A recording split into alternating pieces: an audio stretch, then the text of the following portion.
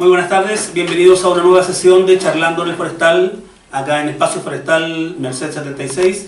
Tenemos hoy como invitado a Cristian Pérez, historiador.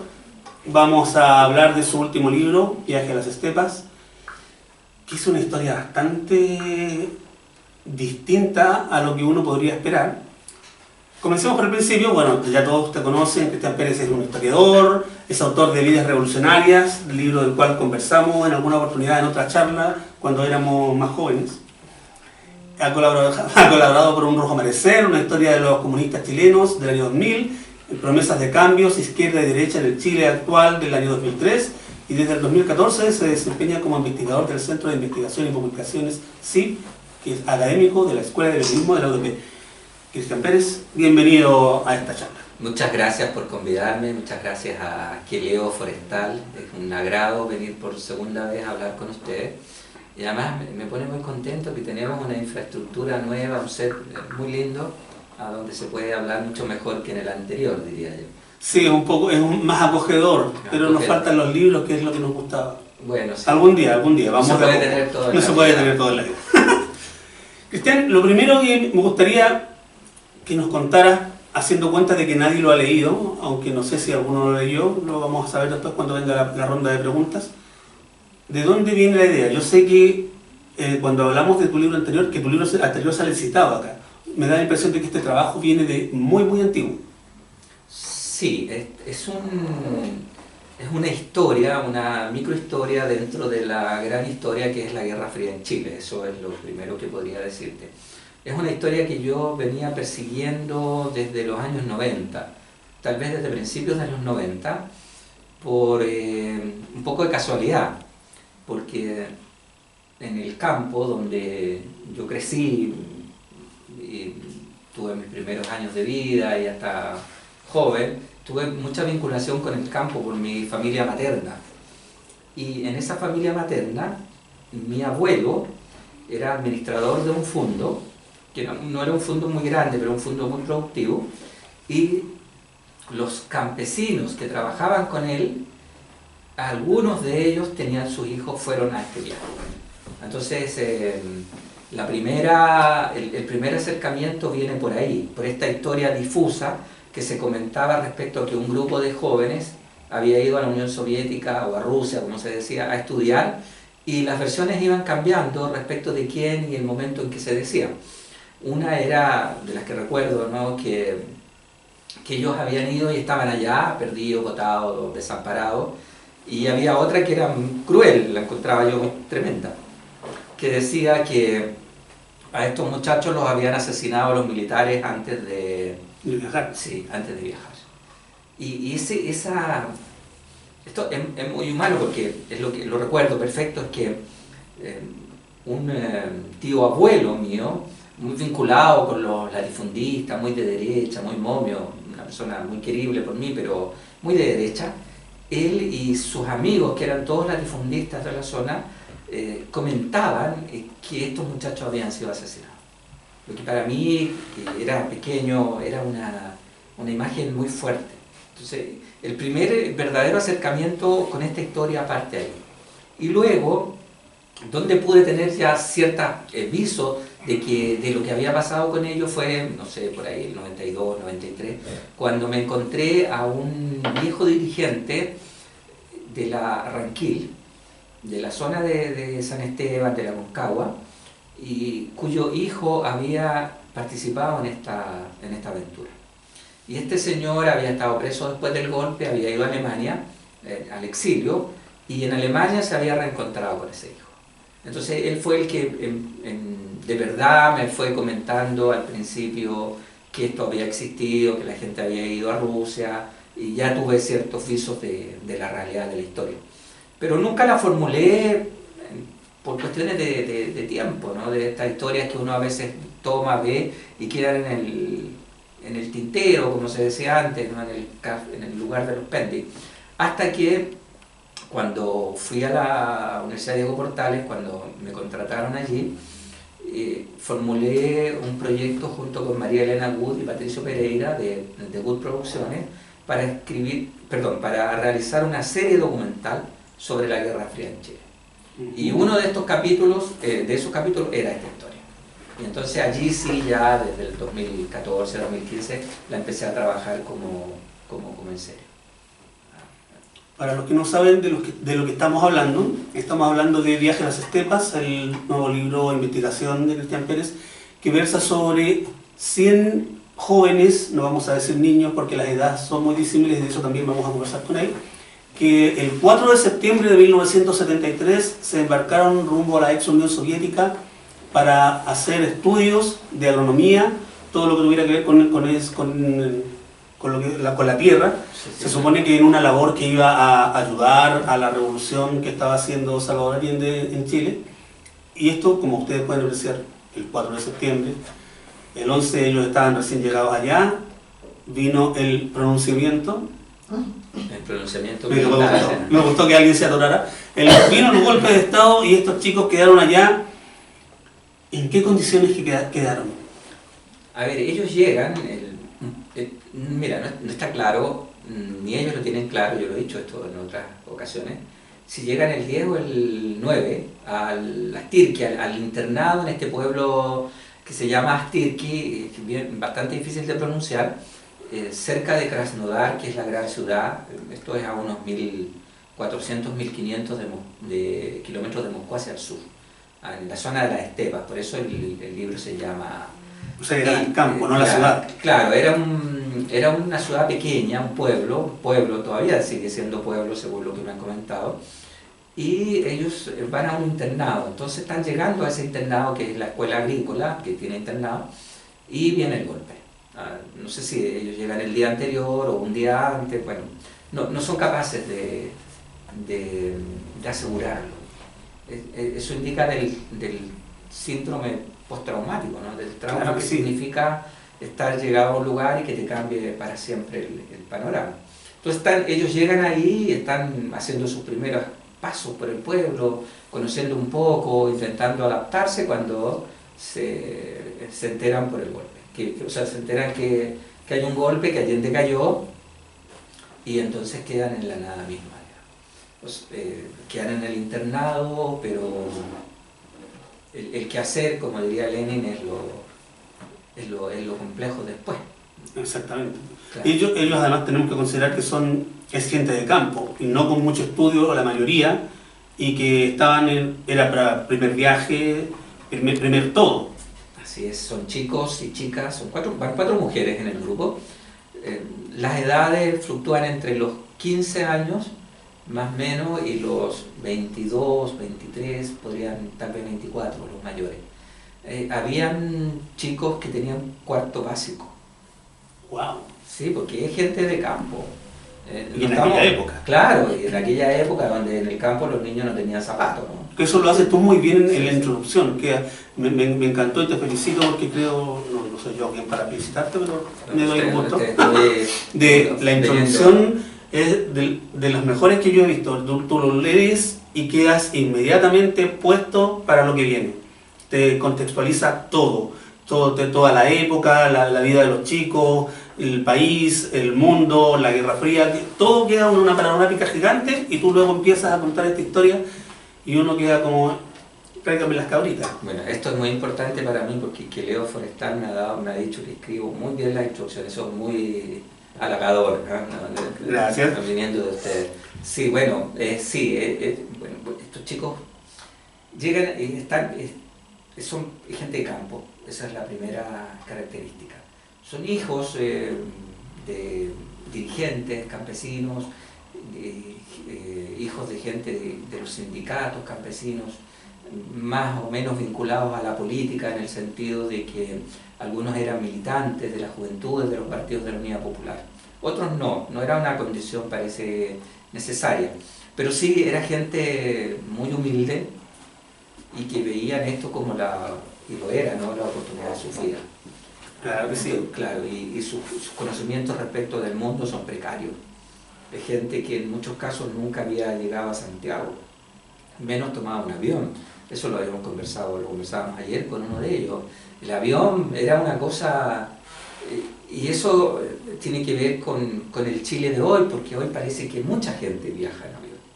pero en los años 70 muy pocos. Mira, se avión. le olvida eso, por Sí, eso, se por eso te digo que olvida, es tan claro. buena la contextualización, porque yo que tengo un poco más de años de la media, ya estamos quedando Sí, como... nos estamos poniendo viejos. No estamos poniendo Sí, viejos. Uno conoce los aviones, pero yo de chico recuerdo que cuando alguien decía voy a viajar y tenía que viajar en avión, uno inmediatamente lo miraba hacia arriba. ¡Wow!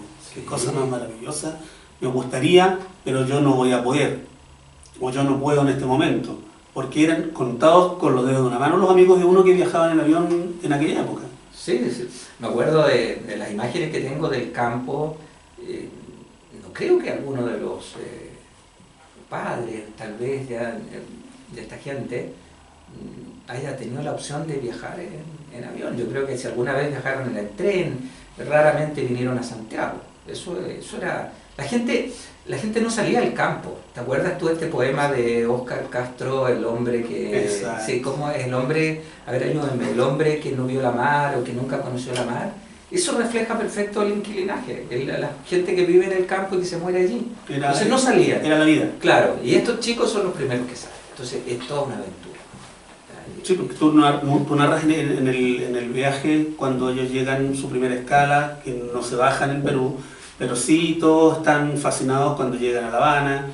O sea, esa también es un plus que le da a uno que tú pongas ese acápite, porque estamos hablando de gente que era la mayoría, no todos, porque como dices tú no era requisito, pero la mayoría pertenecían a movimientos de izquierda o a partidos de izquierda que estaban partidarios de la revolución en democracia con sabor a vino tinto y empanada, y llegar a La Habana, que era como, wow, Un sueño.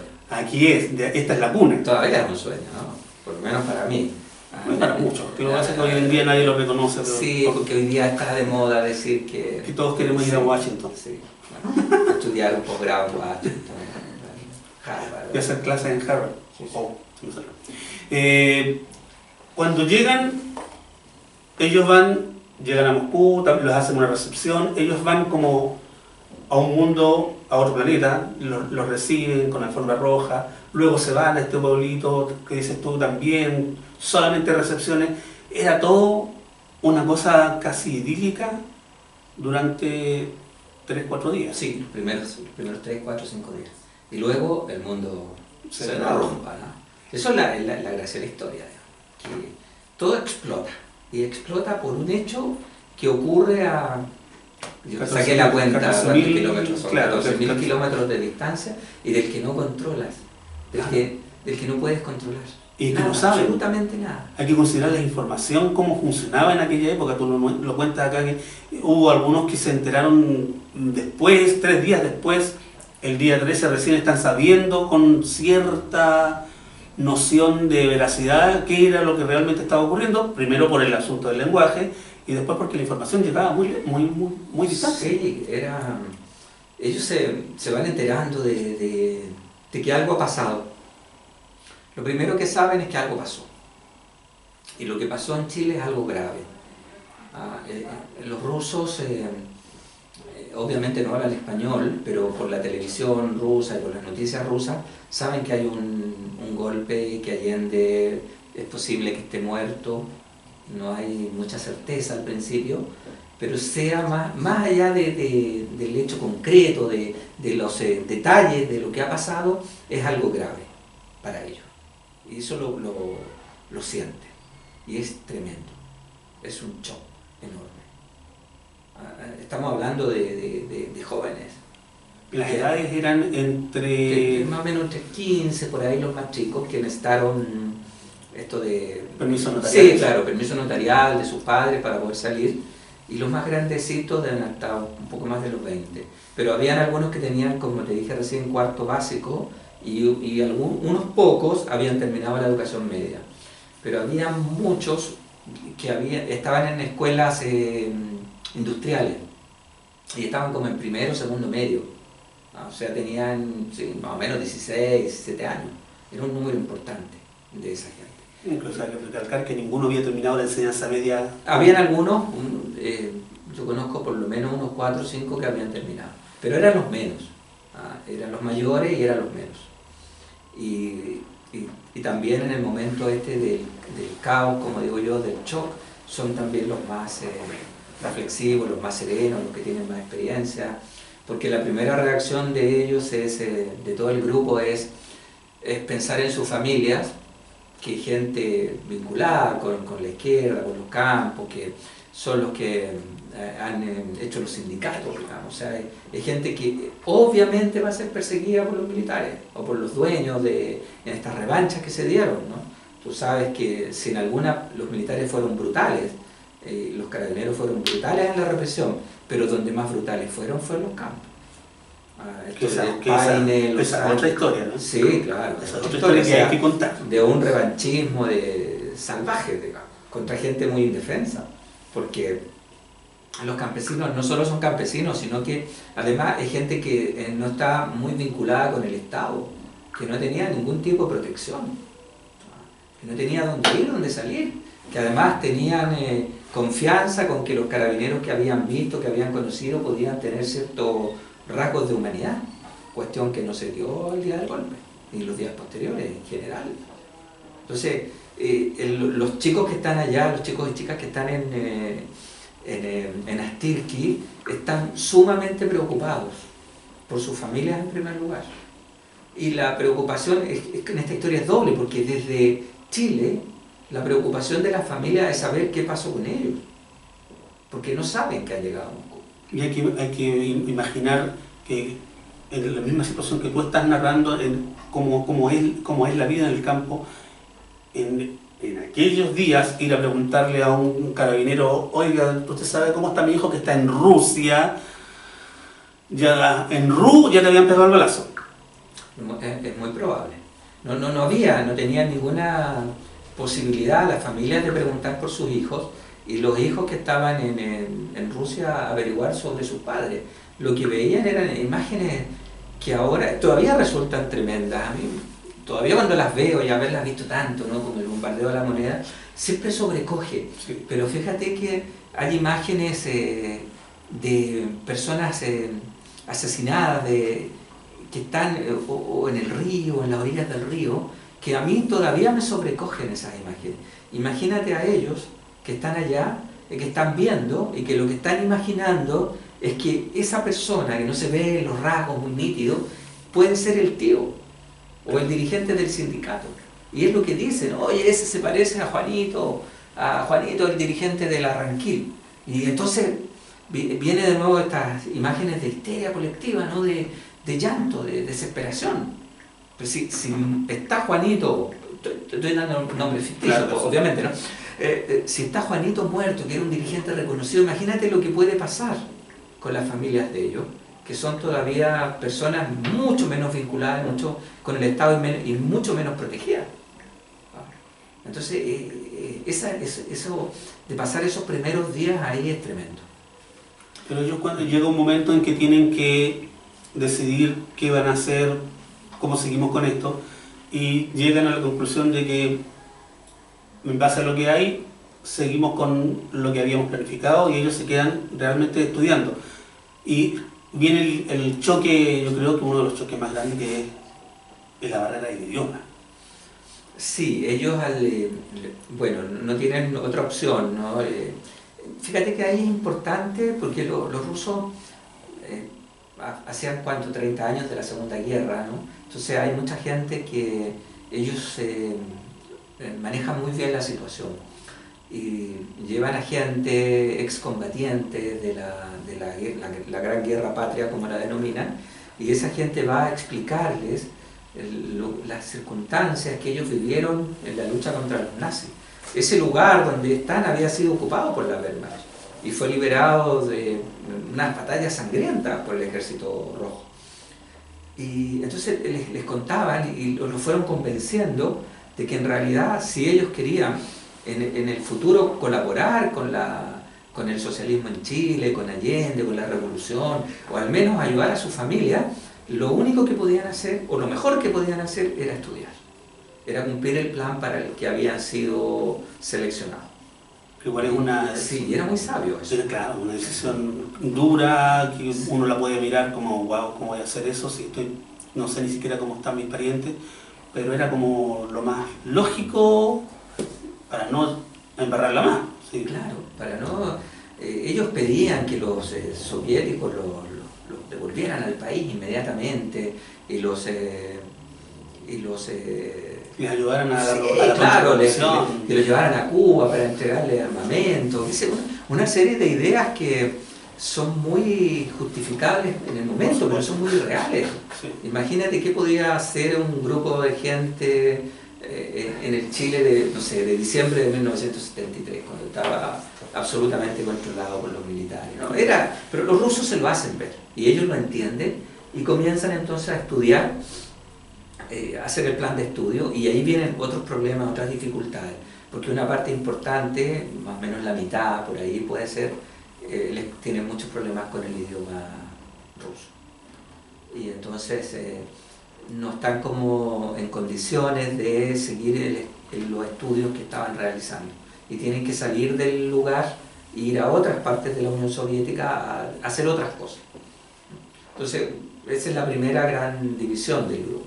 El grupo se divide prácticamente en partes iguales. Los que se quedan versus Sí, los que emigran para buscar otras funciones que les sean más accesibles. Claro, hay ahí algunos, un pequeño grupo, no sé, unos 6, 7, 8 puede ser, cuando no hay mucha certeza, que va a Rostov del Don. Ellos van a estudiar telecomunicaciones. Ellos no tienen problema con el ruso, solo que no quieren seguir ahí en el... No les gustó la mecánica, porque en la vida a uno a veces las cosas le gustan y otras no, a ellos no les gustó, entonces piden ir a telecomunicaciones y los envían. Pero hay otro grupo que lo trasladan más bien a la zona del Volga, de Volgogrado, que en ese tiempo se llamaba Stalingrad. Sí, tú sabes que los rusos van cambiando los nombres de las ciudades según las consecuencias políticas, ¿no? Ahora es Volgogrado, ¿no? Entonces los llevan a esa zona y esa gente aprende el trabajo con la maquinaria agrícola. Armar, desarmar, conducir, y rápidamente se integran al trabajo. Y es un grupo bastante desconocido, se sabe poco de ellos, están muy desconectados con el resto de las personas. Y sí se sabe que se quedaron allá casi todos y están en esa zona hoy. Tú comentas en algunos pasajes del libro que esta gente que llega ahí y se tiene que adaptar, se adapta tan bien que comienzan a hacer parejas, a vivir una vida normal con los rusos y se van de a poco aclimatando, a pesar de una cosa que me llamó mucho la atención, que es el cómo estaban ellos viviendo. Era prácticamente un sistema como de internado, con horarios fijos, estructurados. Uno se imagina a un campesino chileno que lo sometan a horarios y a cosas de ser terrible.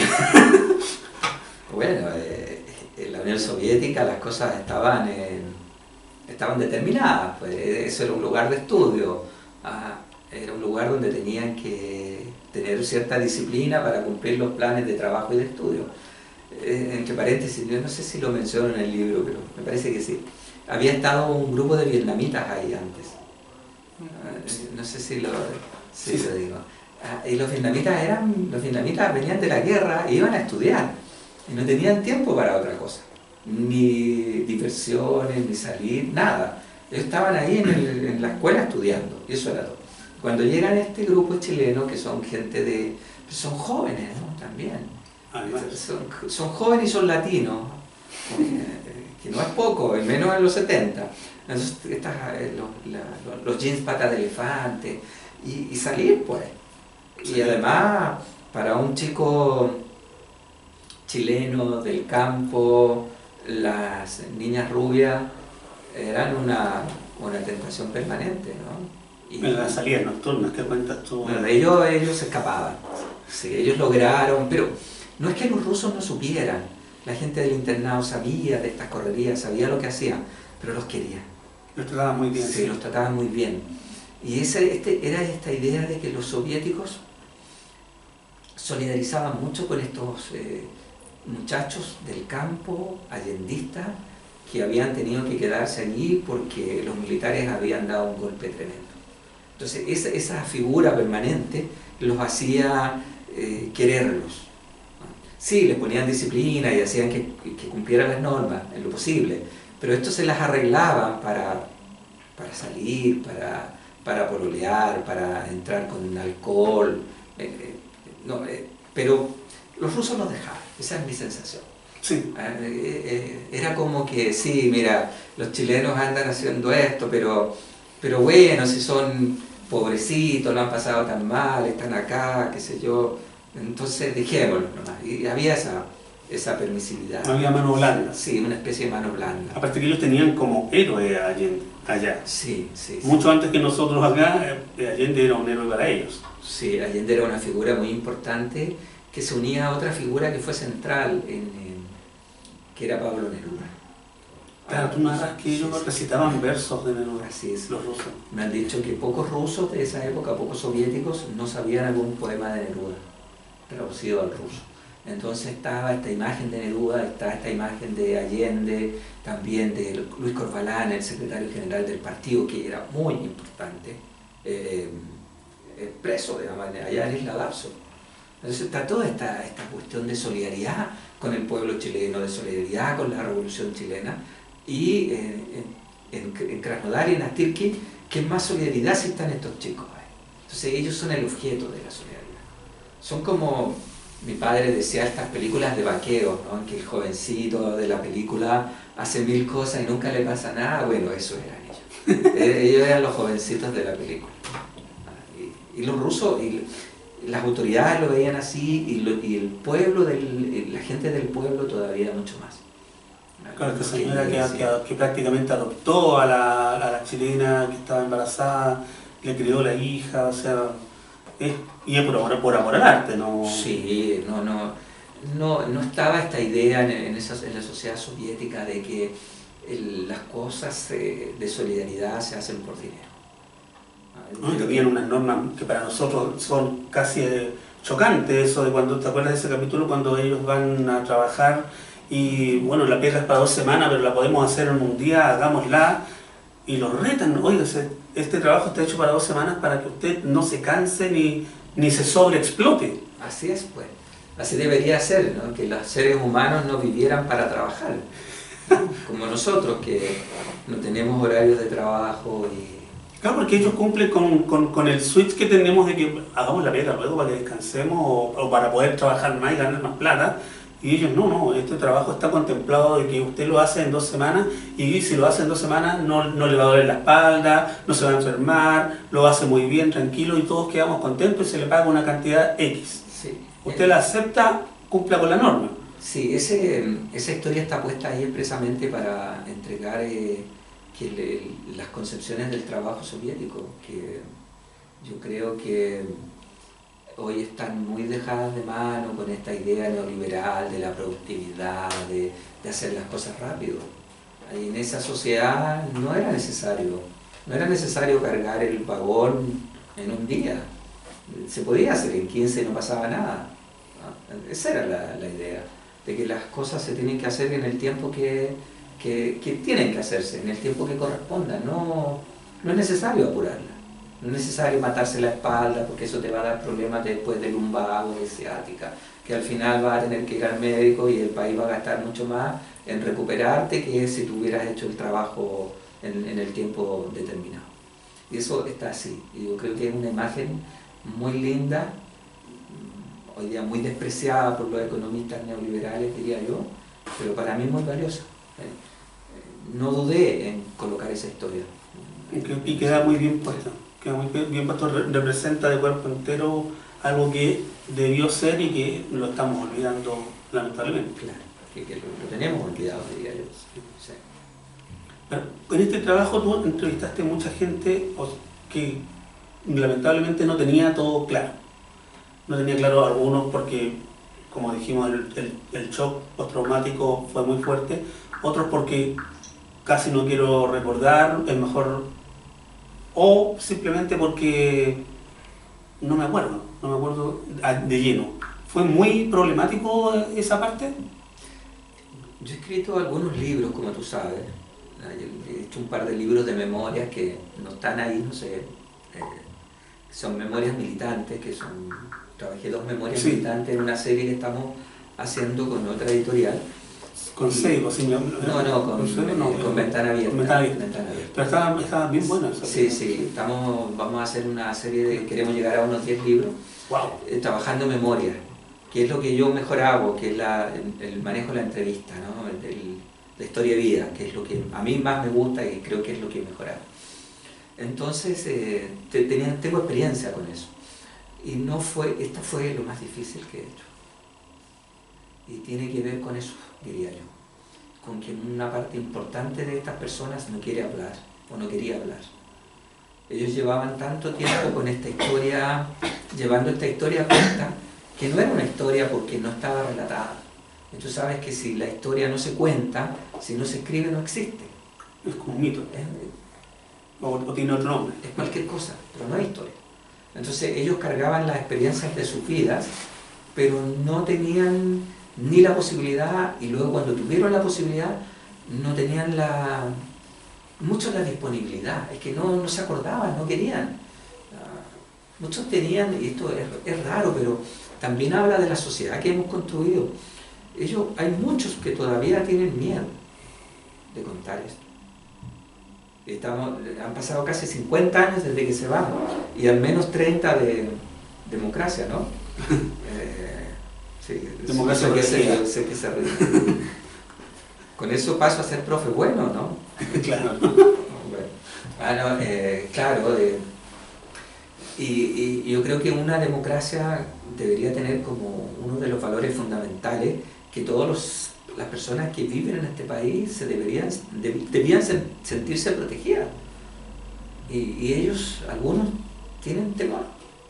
Entonces estaba eso, estaba el show, estaba la imposibilidad física de encontrarlos en algunos casos. Porque entre mil dificultades este es un país que no dedica presupuestos de investigación. Entonces es muy difícil para los investigadores en cualquier área tener proyectos de investigación que te permitan desarrollar, por ejemplo, en este caso haber ido a Astirke, haberlos encontrado, haberlos buscado en Suecia o donde estuvieran. Porque era una gran historia. Y no existe. Entonces también estaba esa imposibilidad de los recursos financieros para hacer un proyecto de mayor envergadura. Y entonces el libro se hizo difícil de constituir. Muchas veces estuve dispuesto a dejarlo de lado y concentrarme en otras cosas que estoy haciendo. Pero siempre había algo que me decía, no, vuelve, tómalo, déjalo, que esto puede ser, que al menos, cuando estaba como más deprimido con esto, pensaba, pero al menos puede ser esta historia puede ser una historia que se cuente, al menos la gente va a saber que hubo un grupo de personas que fue con estas características. Y por eso seguí, pero sí fue difícil. Fue difícil y puedo decir honestamente que el libro tiene vacíos. Y tiene vacíos de los que tengo que hacerme responsable, pero la mayor parte de los vacíos tienen que ver con lo que he contado. Con que los testimonios no coinciden o con que los testimonios son parciales respecto de algunas cosas, de algunos hechos. Pero tú muy honestamente las notas a pie de página lo haces saber. Esto se contradice con otras 2 entrevistas que yo ya hice y lamentablemente no se puede llegar a una certeza. Claro, no la tengo. Pero hay algunas certezas que son bastante rescatables, como la cantidad de personas. Por aquello del pequeño inserto en la tercera que hablaba de que eran 200 y tú llegaste a un número que es la mitad de eso. Sí, en realidad son 93. En el libro hemos reconstruido como una lista de 76. Me parece que ahora, a raíz del libro, los ex becarios han logrado reconstituir la lista completa de los 93. Es decir, ellos hasta hace... ¿Cuánto salió esto? 2 semanas. 2 semanas. ¿No? Hasta hace 2 semanas ni ellos tenían una lista completa. ¿Te das cuenta que ya sirvió el trabajo? Claro, ya sirvió al menos para que se lograran encontrar los nombres de las 93 personas que hicieron el viaje. Y sí, volviendo al tema, sí, me costó. ¿No? fue difícil. Esto ha sido difícil. Hay otras cosas que parecen más difíciles, pero me han resultado más fáciles que... Luego avanzando en la historia, luego esto se va disgregando más aún cuando comienzan a verse atisbos de que el Partido Comunista está decidiendo no participar plenamente de la lucha armada, y algunos que querían irse por ese derrotero toman la decisión, o la toman desde acá con algunos determinados, de hacerlo. Tú seguiste esa pista también.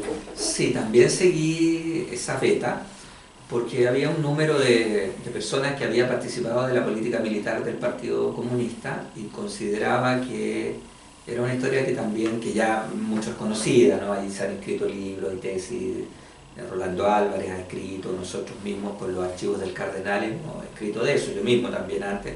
Por lo tanto era una historia también ya no novedosa, pero sí me llamaba la atención como entrar en algunos detalles de la formación. Porque esta gente van a escuela militar. Claro. Sí, no es una cosa de que vayan a formarse ahí en algún lugar, no, ellos van a escuela militar. Y van a la principal escuela militar de Bulgaria, que es una universidad militar, la Universidad Vasilevsky. Y entonces me parecía interesante seguir un poco el desarrollo de ellos, y luego su paso por Cuba, por Nicaragua, y también algo de lo que vinieron acá a hacer, ¿no? Cuando vienen en el esfuerzo de la política militar del Partido Comunista. Ahora yo siempre digo, porque hay mucha gente que siempre políticamente quiere usar esto, pero las cosas hay que ponerlas siempre en su lugar. Y efectivamente el Partido Comunista hizo la tarea militar en el año 75, cuando ingresan sus primeros jóvenes a Cuba, a la escuela militar en Cuba.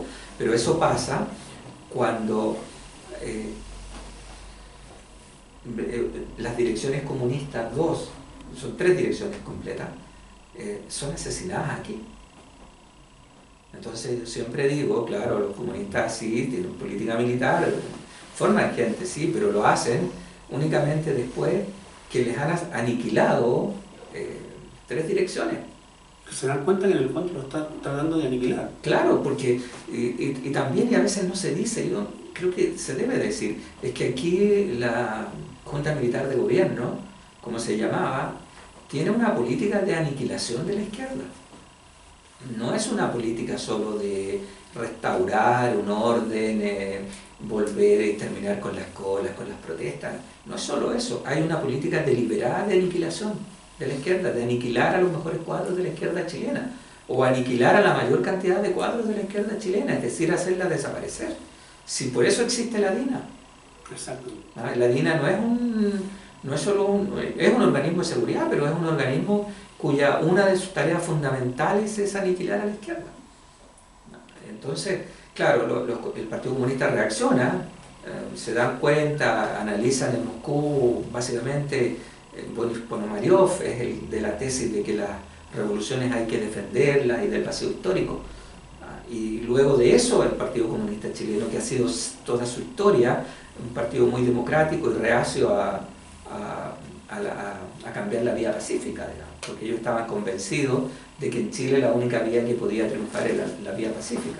Pero luego del golpe son aniquilados, comunistas, socialistas, ambientalistas, y otros también, de otros partidos, y gente sin partido, dirigentes sindicales. Entonces, claro, los comunistas reaccionan con esta política militar, con la tarea militar, y en esa tarea militar va algunos de estos jóvenes. Bueno, hay que decir que es un cuadro pequeño, ¿no? Sí, es una parte pequeña. sí. Abrimos la conversación para quien quiera comentar, preguntar, quien leyó el libro, quien no lo ha leído, alguna duda. ¿Tú crees que me puedes conseguir otro cafecito? Pero, por favor, el secretario inmediatamente... Pero antes de... yo quiero hacer la pregunta. Yo no he leído el libro, pero sí tuve la oportunidad de leer Aldo Marín, Carne de Cañón, de Juan Cristóbal Guarelo, que, claro, recoge un poco ese espíritu de los jóvenes revolucionarios, pero que en el caso de Guarelo lo enfoca en uno en especial. Y en su investigación, yo le pregunté lo mismo cuando lo tuve en una entrevista. ¿Se encontró usted con mucha omisión o de frentón con mucha mentira o más bien, o más bien, como lo dijo usted antes, gente que decididamente no quiso recordar. La pregunta es eso, si Claro. es mentira o... Claro. O sea, de lo que encontró, ¿había mucha mentira o había más bien omisión? No, no me parece que exista mentira. No creo que hay... La mentira en este caso sería distorsionar o contar hechos falsos para distorsionar una historia y cambiar la historia. No tengo esa percepción en este libro ni en otros. Lo que sí me he encontrado es con versiones distintas de un mismo hecho. Básicamente por malas memorias, por shock, pero no encuentro una actitud deliberada. A ver, no encuentro aquí, para ser claro y concreto, no encuentro que la gente del Partido Comunista me haya dicho, no, nosotros no hicimos esto. No está eso. Es más bien esto, mira, nosotros hicimos esto, estas fueron las características. No, derechamente no. La historia de Aldo Marín, el cafecito, gracias. No conozco exactamente la historia de que Guarelo rescata, pero sí conozco bien cómo funcionaba ese regional, que es uno de mis temas de investigación, el regional centro del Partido Socialista, eso es uno de mis temas. Y sí, más o menos imagino lo que el libro puede decir. Y yo diría que, por lo que me han comentado, Guarelo tiene mucha razón. Pero no está en este caso. Y hay mucho reproche en ese tiempo, resistencia chilena, claro, los que lideraban hoy, quizás algunos vivos, quizás otros no, de haber hecho la vista gorda o de pronto haber abandonado a estos muchachos en la estepa rusa.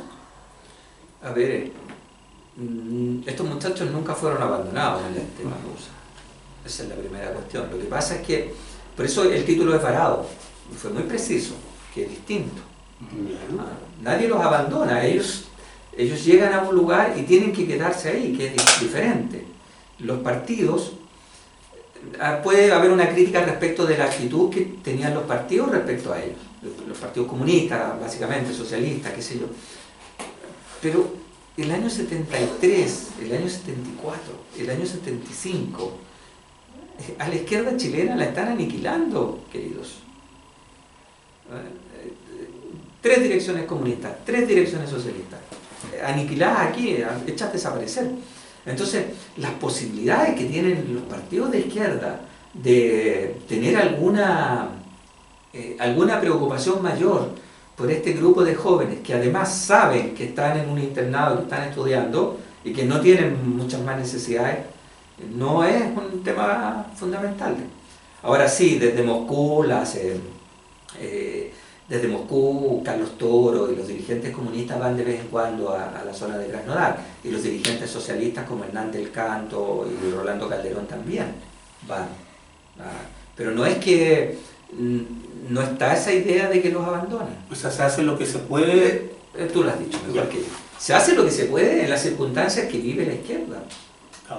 Puede sonar desde fuera a abandono, pero en realidad es porque es lo que hay. No es abandono, no existe opción. La política es lo que es también la realidad de lo que se puede hacer.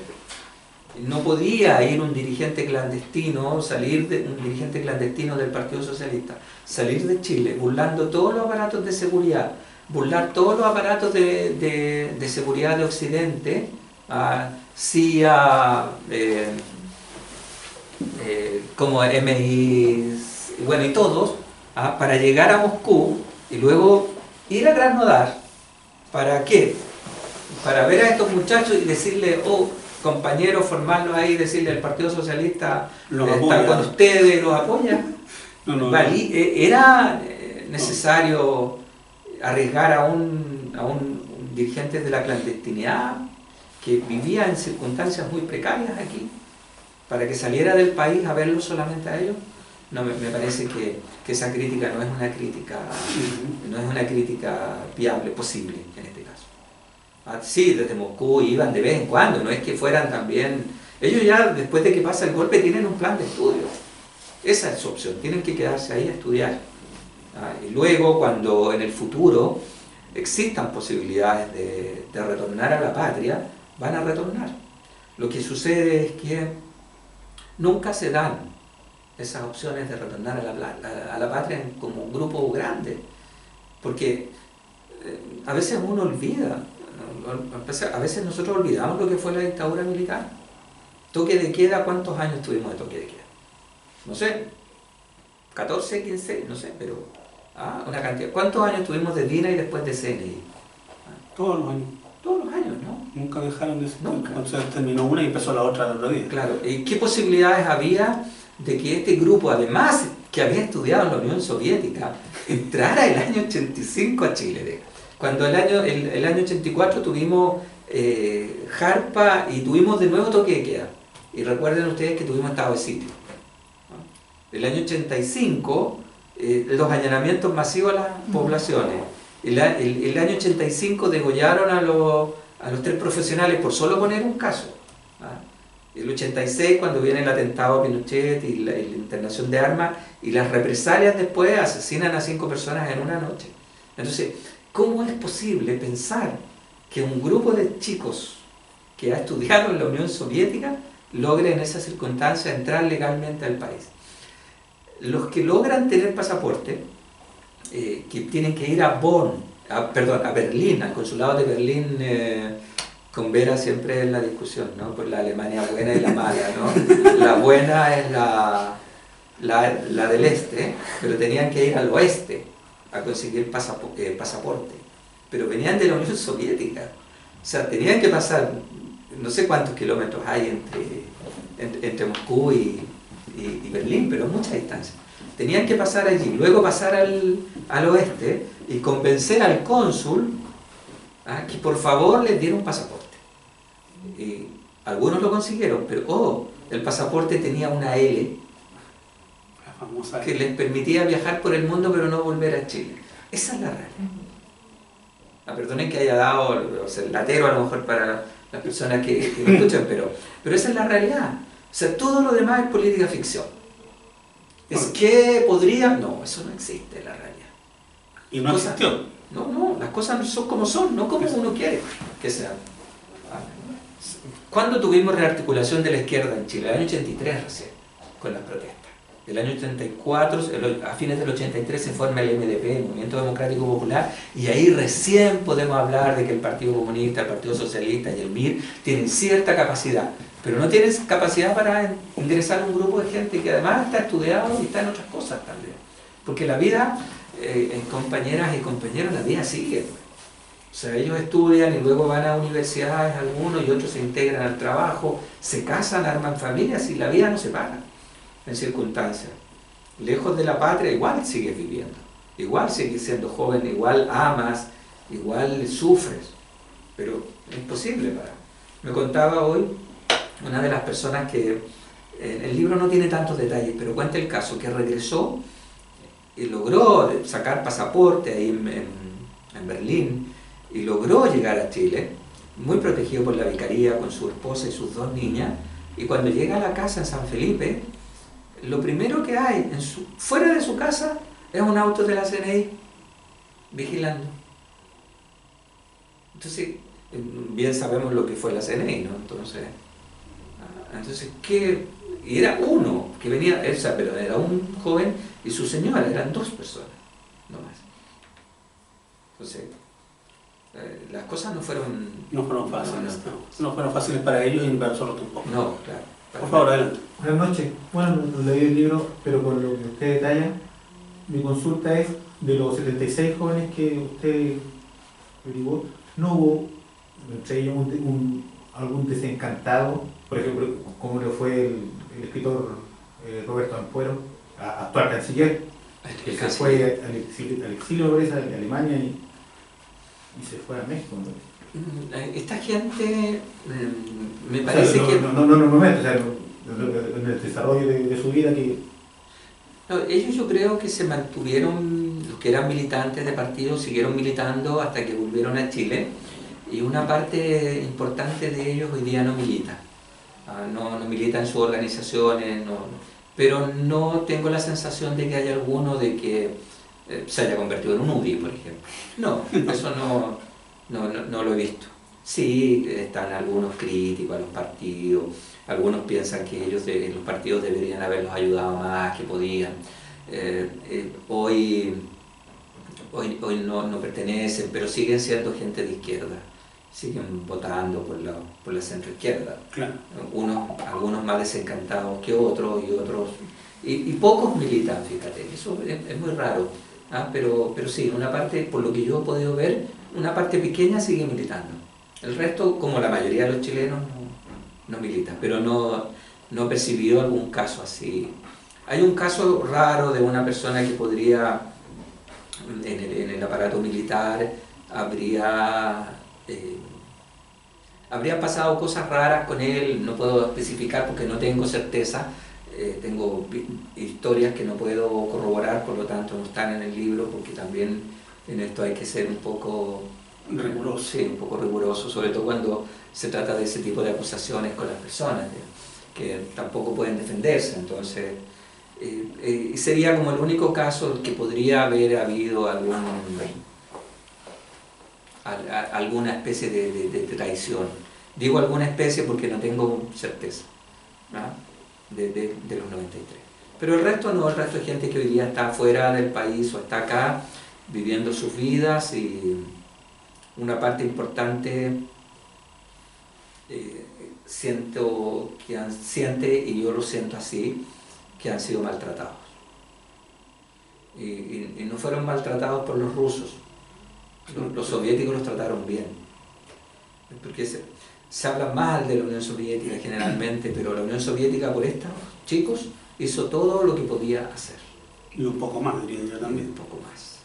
Ellos tenían cosas que probablemente el resto de la sociedad soviética no tenía. Una parte importante de los que aprendió ruso y tenía capacidad logró estudiar en universidades importantes. Hoy día son médicos, arquitectos, ingenieros, hay lingüistas, hay antropólogos. Y que consideremos que eran gente que venía del campo, claro, economistas, hay varios economistas. Ellos cuando vuelven a Chile, siempre hablo, porque no puedo darte números, no te puedo dar 10, 12, entonces, pero sí te puedo decir que una parte importante de esa gente que obtuvo sus títulos y con muy buenas calificaciones en general, porque los que se quedaron estudiando fueron muy buenos estudiantes, no pudo revalidar sus títulos acá. Entonces, más bien es el Estado chileno el que les debe algo, ¿no? Al menos digo siempre una disculpa. Por lo menos. Sí. ¿Alguna otra pregunta, comentario? Yo tengo dos. La primera es si hubo alguna historia individual que le hubiese gustado continuar, como concentrándose solamente en esa historia. Y lo digo a propósito del que al final del libro, cuando habla sobre la forma en que terminó la historia de lo que se pudo constatar, menciona el caso de Galvarino Ancamil, cuya historia fue realizada en una obra de teatro incluso. O sea, y yo pensé que esa obra no la había visto nadie. Por eso, si hubo alguna historia que le hubiese gustado continuar. Y la otra es, ¿qué tan actualizada es la última parte del libro? Porque cuando habla, por ejemplo, de Aldo Silva, que fue candidato a concejal, pero ¿cuándo fue candidato a concejal? Por Pedro Aguirre Cerda. Ya, perfecto. Sí, muchas gracias por la pregunta. Sí, hay hay varias historias que me gustaría continuar. Lo que sucede con eso es que continuar, ¿para qué? ¿Cuál es el objetivo? ¿Cuál es el proyecto? Si se dan circunstancias es probable que siga con alguno, pero tal vez para memorias militantes o no sé, no está claro, pero sí hay una historia que me interesa, que es la de Jorge Basáez, porque él es el único que yo conozco que ha vuelto a Astirque a trabajar. Él viene acá, es un exitoso agrónomo que trabaja para unas compañías muy importantes en Chile, que ha trabajado, exitoso, un tipo muy brillante, y él ha sido enviado por sus compañías al mismo lugar donde estudió. Esa historia Es una historia que cierra el círculo, ¿no? Que hace el ida y vuelta. Esa historia me interesa. Como le digo, no sé muy bien para qué. Y hay otra de un señor que está un poco... estaba hasta hace unos días atrás perdido en una república caucásica. Ahora, en estos últimos días, sabemos que está ese señor en esa república caucásica, que no ha muerto, sí, Padilla me parece, que no ha muerto, que está ahí, que está casado, qué sé yo, y que podría ser una muy buena historia también para seguir, porque él está absolutamente separado de todos los otros. Y respecto de la información, está bastante actualizada, diría yo, ¿no? Es más o menos lo que, si Aldo fue candidato, me parece, hace unos 8 años atrás, o sea, sí, lo veo siempre, ¿no? Sí, está más o menos actualizado. Hay otros que se sabe poco y por eso el libro lo deja así, digamos. No tengo más datos y no están, no puedo inventar. Sería un poco... Sí, sería un poco. un poco mucho. Bueno, ya me han explotado mucho. Sí, Ya, de hecho ya iba a cerrar. Sí. Ah, ya. A los que nos están viendo, por favor, no dejen de leer el libro. Tiene esta información, mucha otra, que les van a dar ganas de intentar buscar datos que al parecer no se encuentran, pero no pierden nada con intentarlo. Si no, nos vamos a tener que conformar con esta triste historia, pero maravillosamente contada, muy entretenida. Es terrible entretenerse en cosas que no sí, debería. me he especializado en Sí, eso, porque la historia... nos es que obliga la a historia- entretener, uno se siente culpable. Sí, ¿Cómo sí. puedo estar entreteniendo con esto? Pero es que la historia de la izquierda es una historia de tristeza. Es una historia de héroe. Cada uno es un héroe. Sí, y además porque como el proyecto de Allende es derrotado por todas las fuerzas que se unen en contra, es una historia de la derrota. Exacto. Y es difícil en la historia, siempre se ha dicho que la historia la hacen los vencedores, y en parte es cierto, pero lo que estamos probando con este libro es que también los derrotados tienen historia, y que nada es absoluto, y que las cosas van cambiando. Eso es muy importante, diría yo. Los que piensan que la historia se terminó, que el capitalismo ya triunfó, yo sería un poco más escéptico respecto de eso. Diría que en 500 años de historia es muy poco, aunque para uno es mucho, ¿no? Pero 500 años de historia para la historia de la humanidad Nada. es nada. Tengo la sensación de que si el mundo cambió, va a seguir cambiando, y en algún instante vamos a cambiar a una sociedad que a estas personas las trate bien, diría. Estupendo. Con esa maravillosa frase que ya se me quedó grabada, los derrotados también tienen historia, cerramos este capítulo, los dejamos invitados para un próximo. Le damos las gracias a Cristian Pérez y a ustedes por haber venido. Muchas gracias.